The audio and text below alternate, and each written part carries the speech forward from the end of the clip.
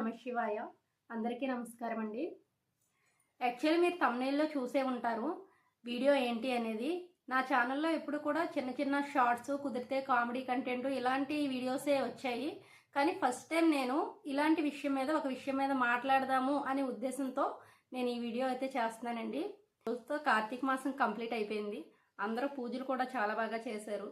ఆ పరమేశ్వరుడి అనుగ్రహం అందరి మీద ఉండాలని మనసారా కోరుకుంటున్నాను.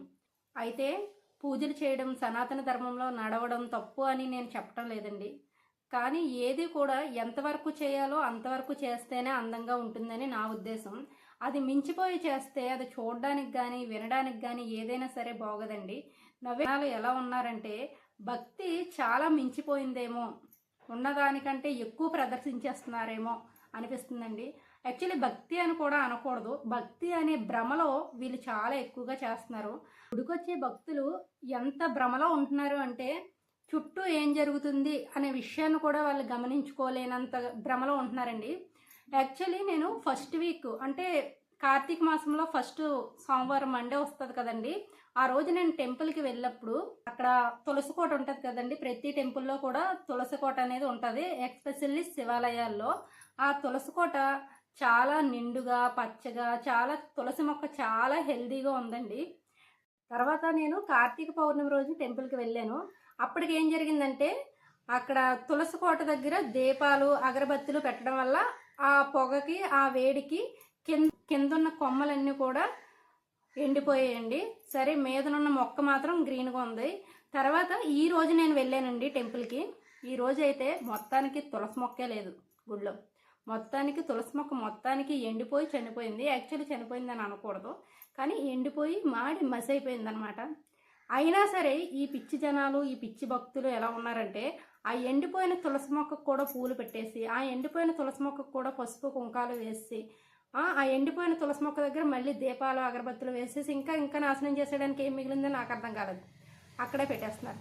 అంటే వాళ్ళు ఏం చూస్తున్నారంటే దీపం పెట్టాలి, పసుపు కుంకాలు పెట్టాలి, దీపం పెట్టాలి, అగరబత్తులు పెట్టాలి, నైవేద్యం పెట్టాలి అని చూస్తున్నారు తప్ప అక్కడ మొక్క ఉందా లేదా అనేది వాళ్ళు గమనించడం లేదు. అక్కడ ఉన్న మొక్క బ్రతుకుందా, చనిపోయి ఉందా అన్న విషయాన్ని కూడా వాళ్ళు గమనించడం లేదు. వాళ్ళకి కావాల్సింది ఏంటి? దీపం పెట్టుకోవాలి, నైవేద్యం పెట్టుకోవాలి, పూజ చేసేసుకోవాలి. అంతవరకే వాళ్ళు ఆలోచిస్తున్నారు. మొత్తానికి దీపాలు పెట్టి అగరబత్తులు వెలిగించి ఆ వేడితో చక్కగా పచ్చగా హెల్దీగా ఉన్న తులసి మొక్కని చంపేశారు. ఈ కార్తీక మాసం పుణ్యమా తులసి మొక్క చనిపోయింది. మరి ఆ పాపం వల్ల వీళ్ళకెంత పుణ్యం వచ్చేస్తుందో నాకైతే తెలియదండి. తులసి మొక్క దగ్గర దీపం పెట్టే బదులు ఒకవేళ ఇంకేస్ ఆ మొక్క దగ్గర నీళ్లు లేకుండా ఆ చుట్టూ ఉన్న మట్టి ఏమైనా ఎండిపోయినట్టు ఉంటే తీసుకెళ్ళి ఒక చెంబు నీళ్ళు వేస్తే బెటర్ ఏమో. దీపం పెట్టి మొక్కను కాల్చేసి మొక్కను చంపేసే కంటే ఒక చెంబు నీళ్లు పోసి ఆ మొక్కని బ్రతికించడం మంచిది కదా. ఇలా చెప్తే మళ్ళీ ప్రతి ఒక్కరూ వెళ్ళి చెంబులతో పట్టుకెళ్ళి నీళ్లు పోసేస్తారేమో. నీళ్ళు అవసరం అయినప్పుడు పోస్తే సరిపోతుంది. ఆ గుడిలో ఒక 4-5 శివలింగాలు, 4-5 నంది విగ్రహాలు, 4-5 చెట్లు ఉన్నాయనుకోండి. ఒక మనిషి గుళ్ళోకి వెళ్ళి ఎన్ని శివలింగాలు ఉన్నాయో అన్ని లింగాల దగ్గర, అన్ని నందీశ్వరుల దగ్గర, అన్ని చెట్ల దగ్గర, పుట్ట దగ్గర, గట్టు దగ్గర దీపాలు పెట్టుకుంటూ కూర్చుంటే ఒక మనిషి 1-2 గంటలు గుళ్ళో స్టే చేస్తే మరి ఇంకొకరికి స్పేస్ ఎలా దొరుకుతుంది? ఒక గుడి ప్రాంగణంలో నేను ఈరోజు అబ్జర్వ్ చేసిన, ఈరోజే కాదు కార్తీక పౌర్ణమి రోజు కూడా నేను అబ్జర్వ్ చేశాను. గుడి ప్రాంగణంలో కనీసం ప్రదక్షిణ చేయడానికి కూడా ఎక్కడ స్పేస్ లేకుండా దీపాలు పెట్టారు. కనీసం ప్రదక్షిణ చేయడానికి కూడా, కనీసం టెంపుల్లోకి వెళ్ళడానికి కూడా ఎక్కడ స్పేస్ లేకుండా దీపాలు పెట్టారు. దేవుడు ఒక్కడే కాబట్టి ఎక్కడో ఒక దగ్గర పెడితే సరిపోతుంది. కానీ అలా కాదు, ప్రతి చోట పెట్టేయాలి, ప్రతి చోట పెట్టేయాలి. అలాగైతేనే పుణ్యం వస్తుందా?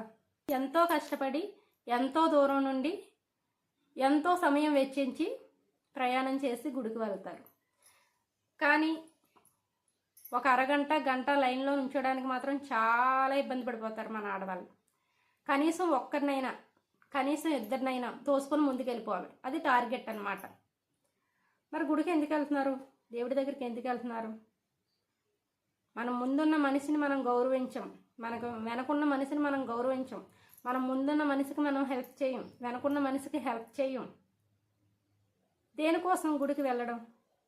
ఆ మాత్రం సహనం లేకుండా, ఆ మాత్రం ప్రశాంతత లేకుండా ఇంకా దేవునికి ఏం వేడుకోవడానికి, ఏం కోరుకోవడానికి?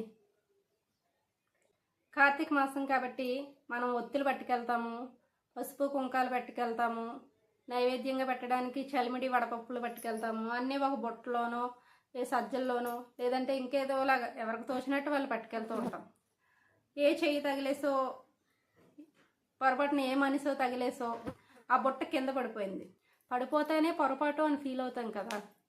పడిపోతే పొరపాటు కాదు, చెయ్యి తగిలో ఎదురుగా వచ్చే మనిషి తగిలో పడిపోతాయి, అది పొరపాటు కాదు.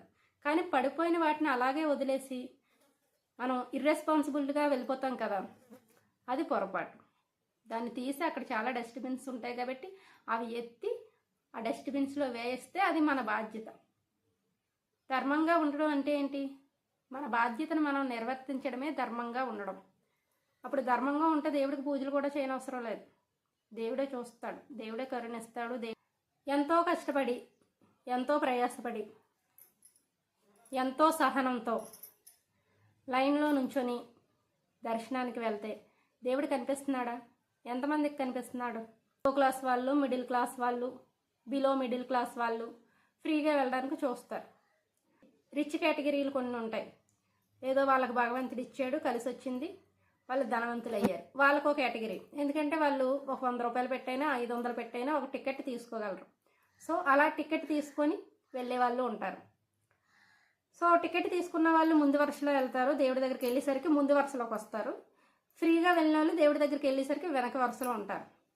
ఈ ముందు వరుసలో ఉన్నవాళ్ళు అదే విఐపి దర్శనాలు టికెట్లు తీసుకొని వెళ్ళే వాళ్ళు కొంచెం పక్కకు జరిగి దేవుడికి దండం పెట్టుకోవచ్చు కదా. ఏ దేవుడికి ఎదురుగా నుంచొని దండాలు పెట్టుకోవాలేటి? వెనకాతల ఫ్రీ లైన్లో వచ్చిన వాళ్ళు ఏంటంటే మీ వీపు, మీ జుట్టు చూడడానికి వచ్చారా ఫ్రీ, వాళ్ళకు కూడా దేవుడు కనిపించాలి కదా. మీరు టికెట్ తీసుకొని లోపలికి వెళ్తారు, వెళ్ళిన వాళ్ళు సైడ్కి జరిగి పెట్టుకుంటే ఈ వెనకాతల ఫ్రీ లైన్లో వచ్చిన వాళ్ళకి కూడా స్ట్రైట్గా దేవుడు కనిపిస్తాడు.